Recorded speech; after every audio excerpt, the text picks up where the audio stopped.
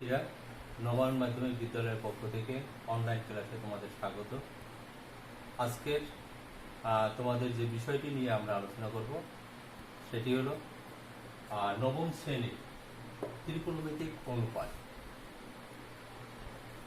নবম শ্রেণীর কাছে এই বিষয়টি নতুন, এই জন্যই এই বিষয়টি আমরা আলোচনা করছি। তোমরা একটু লক্ষ্য করো, দেখবে বিষয়টি সহজতরভাবেই তোমরা বুঝতে পারছো। ত্রিকোণমিতিক অনুপাত, যার ইংরেজি হলো ট্রিগোনোমেট্রিক রেশিও। এখানে তিনটা শব্দের সংমিশ্রণে ট্রিগোনোমেট্রিক শব্দটা সৃষ্টি হয়েছে। প্রথমটা হলো ত্রি, যার অর্থ তিন।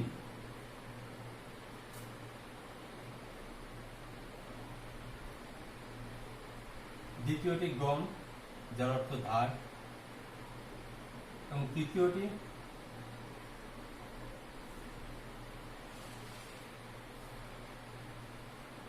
মেট্রন, যার অর্থ হলো পরিমাপ।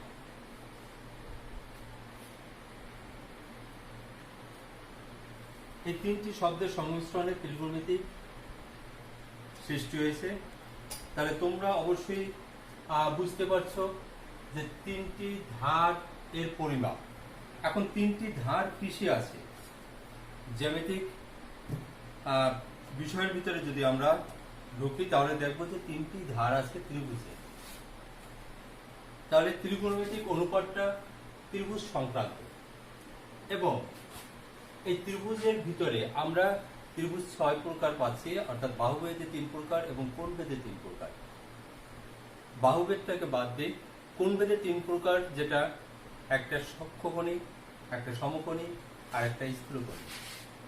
এই 3 প্রকারের ভিতরে সমকোণী ত্রিভুজের ক্ষেত্রে এই ত্রিভুজ অর্থাৎ ত্রিকোণমিতির ব্যবহার। সমকোণী ত্রিভুজের ক্ষেত্রে একটি কোণ সমকোণ, বাকি দুইটি সূক্ষ্মকোণ। এই সূক্ষ্মকোণ সাপেক্ষে ত্রিভুজের বাহুর যে অনুপাত, সেটি কিন্তু মূলত ত্রিকোণমিতির রেশিও বা অনুপাত। এবার আসি আমরা সমকোণী ত্রিভুজ, যেটা তোমরা অষ্টম শ্রেণীতেই পেয়েছ।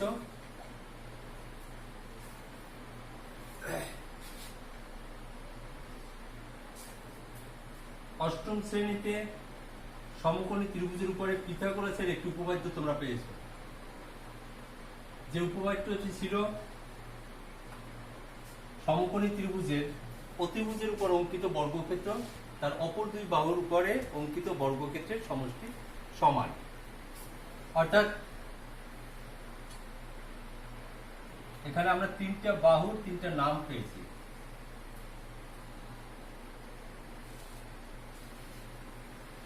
অতিভুজ,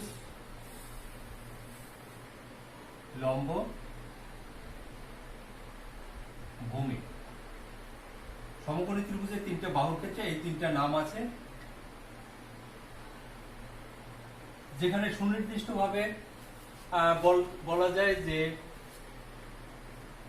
90 ডিগ্রি কোণের বিপরীতে যে বাহুটা আছে সেটি অতিভুজ। আমরা যদি এই ত্রিভুজটাকে এ, বি এবং সি দ্বারা প্রকাশ করি, তাহলে বলতে পারি কোণ বি 90 ডিগ্রি হওয়ায় এ সি আমার অতিভুজ।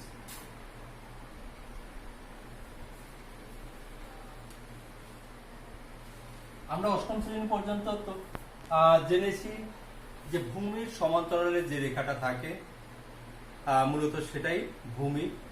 সেক্ষেত্রে আমরা বিসি কে ভূমি হিসাবে আগে ধরে নিয়ে যেতাম, কিন্তু এই ত্রিকোণমিতির ক্ষেত্রে ভূমির সমান্তরালে হোক অথবা ভূমি থেকে লম্বালম্বী ভাবে অবস্থান করুক, আর এক্ষেত্রে লম্ব বলতে বোঝাবে থিটা কোণের বিপরীতে যে বাহুটা আছে।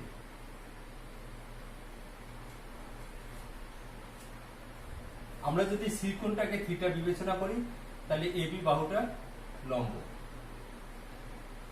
এবং এই থিটার সংলগ্ন অন্য যে বাহুটা আছে, অতিভুজ ভিন্ন যে বাহুটা আছে, সেটাকে আমরা ভূমি বিবেচনা করতে পারি। লক্ষ্য করো, আমরা অল্পের ভিতরে জেনে নিলাম সমকোণের বিপরীত বাহু অতিভুজ, থিটার বিপরীত বাহু লম্ব, এবং থিটা সংলগ্ন অপর যে বাহুটা আছে অতিভুজ ভিন্ন, সেই বাহুটা আমার ভূমি। এখন থিটা যদি আমার এখানে হয় এ কোণে, তাহলে এ কোণের বিপরীত বিসি হবে আমার লম্ব, আর এবি হবে ভূমি। এবারে আসি এই তিনটা বাহুর অনুপাত যদি আমরা যাই, যেমন মনে করো লম্ব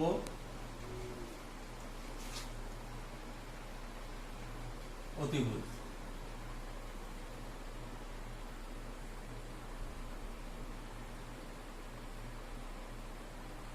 ভূমি বাই অতিভুজ, আর বাকি থাকে লম্ব বাই ভূমি। আমরা এই তিনটে অনুপাত প্রাথমিক অবস্থায় লক্ষ্য করি। চিত্র অনুসারে আমরা এখানে লিখতে পারি লম্ব বাই ভূমি, তার মানে এবি বাই লম্ব বাই অতিভুজ এবি বাই এসি, এবং ভূমি বাই অতিভুজ যেটা হবে বিসি বাই এসি, আর লম্ব বাই ভূমি যেটা হবে এবি বাই বিসি। এখন এই লম্ব বাই অতিভুজ এইটা হলো আমাদের সাইন থিটা, আর ভূমি বাই অতিভুজ এটা হচ্ছে আমাদের কস থিটা, আর এটা ট্যান থিটা।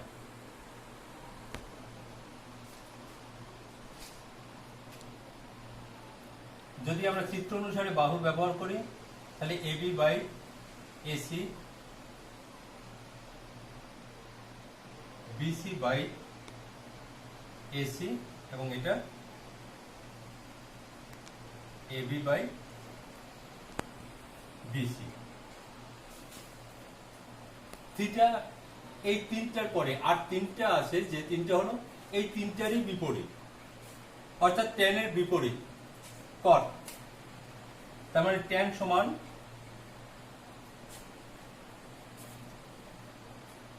বা আমরা কট এর পরিবর্তে আমরা লিখতে পারি 1/tan, ঠিক আছে। সেক্ষেত্রে আমরা এইটাকে পাইতেছি বিসি বাই এবি। আবার এখানে কজের বিপরীত সেক, সেক অর্থাৎ 1/cos, যেটা এসি বাই বিসি। সাইন এর থেকে আমরা পাইতেছি কোসেক, যেটা 1/sin অর্থাৎ এসি বাই এবি। এই সম্পর্কগুলোকে তোমরা একটু ভালো করে মনে রাখবে। সাইন থিটা লম্ব বাই অতিভুজ, কস থিটা ভূমি বাই অতিভুজ, ট্যান থিটা লম্ব বাই ভূমি, এবং এরপরে এর বিপরীতে আসবে কট, অর্থাৎ 1/tan যেটা কট সেটা হলো বিসি বাই এবি। আবার 1/cos হবে সেক, যা হবে এসি বাই বিসি, এবং 1/sin যেটা হবে কোসেক, সেটা হবে এসি বাই এবি। এক্ষেত্রে আমরা আরেকটা জিনিস এখানে পাই, এই ট্যান এবং কট এই দুটোকে যদি আমরা সাইনের ভিতরে নেই তাহলে আমরা যেটা পাচ্ছি সেটা, অর্থাৎ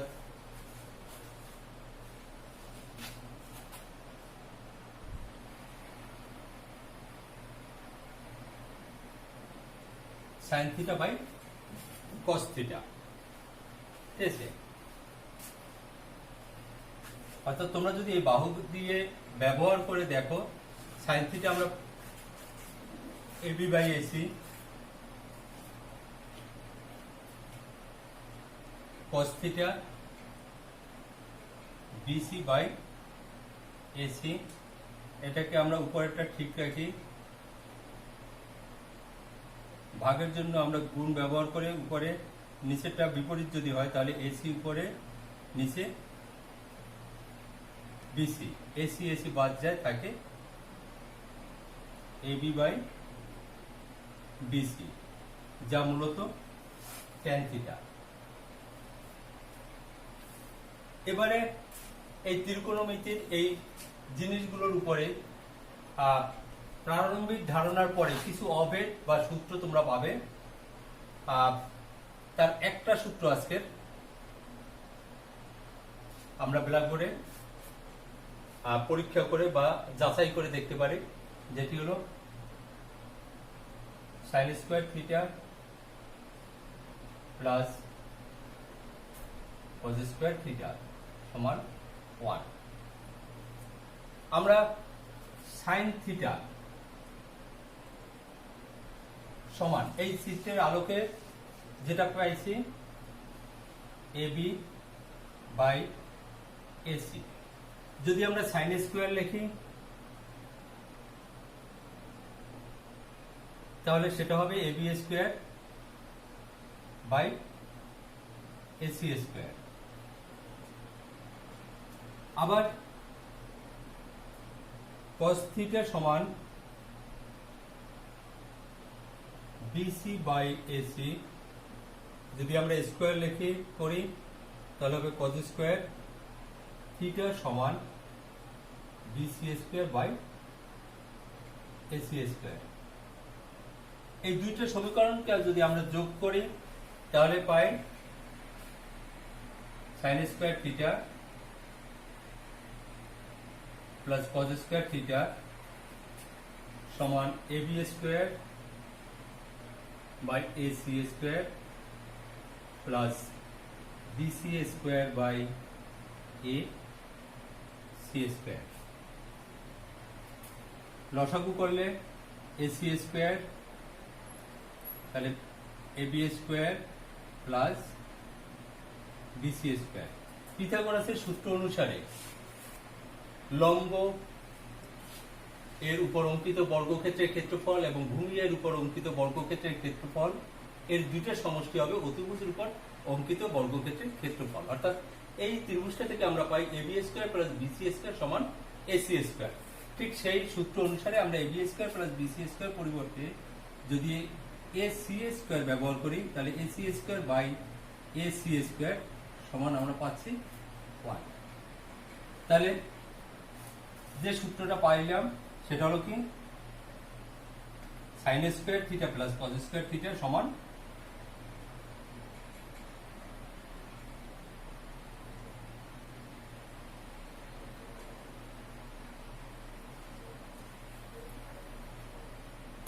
এরকম আরো দুটো সূত্র আছে এবং এই সূত্রই বিভিন্ন ভাবে ঘুরিয়ে আমরা এই ত্রিকোণমিতির সমাধানগুলো করতে পারি। আর এই ত্রিকোণমিতির ব্যবহার করে আমরা অর্থাৎ বাস্তব জীবনে আমরা বিভিন্ন বিষয়ের বা বিভিন্ন বস্তুর দৈর্ঘ্য উচ্চতা এগুলো নির্ণয় করতে পারব। তা শিক্ষার্থীরা তোমরা বিষয়গুলো যেহেতু আমাদের সঙ্গে সরাসরি কথা বলতে পারতেছো না, ক্লাসে অংশগ্রহণ করতে পারতেছো না, তাই তোমরা আমাদের এই ক্লাসগুলোকে একটু মনোযোগের সাথে লক্ষ্য করো এবং আমাদের এই ক্লাসগুলো অনুসারেই পাঠ্য বইয়ের সমস্যাগুলো সমাধানের চেষ্টা করো। দেখবে বিষয়গুলো সহজ থেকে সহজতর হচ্ছে। কোনো সমস্যা হলে আমাদের সঙ্গে তোমরা মোবাইলে যোগাযোগ করবে এবং নিয়মিত আমাদের ক্লাসগুলো লক্ষ্য করবে। করোনাকালীন এই সময় তোমরা বাসায় থাকো, সুস্থ থাকো, ভালো থাকো, যে কোনো প্রকার মাদক দ্রব্য সহ অনৈতিক কর্মকাণ্ড থেকে নিজেকে বিরত রাখো, সুস্থ সুন্দর জীবন গড়ো। তোমাদের সবাইকে